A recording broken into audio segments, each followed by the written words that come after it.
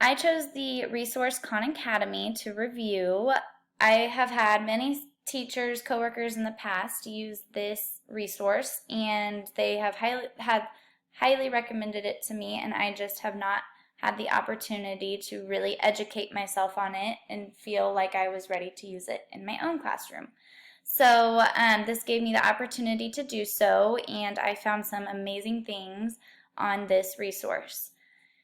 It can be used by absolutely anybody, by teachers, parents, students, and students of any ages, even adult learners, are able to use this app. As you can see, it gives you many options to choose from. You can sign in as a learner without having a class, or I am logged in right now as a teacher. So let's say I am doing Engage New York. I can pick Engage New York 4th grade.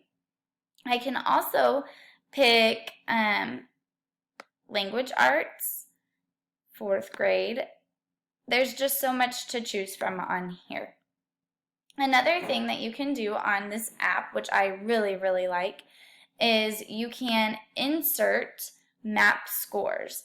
And with those map scores, Khan Academy will take all of those scores and figure out what skills the students are missing.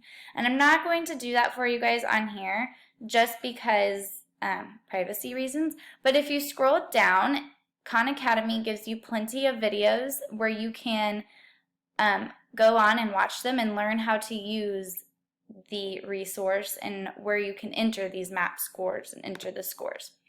Here you will have all the students.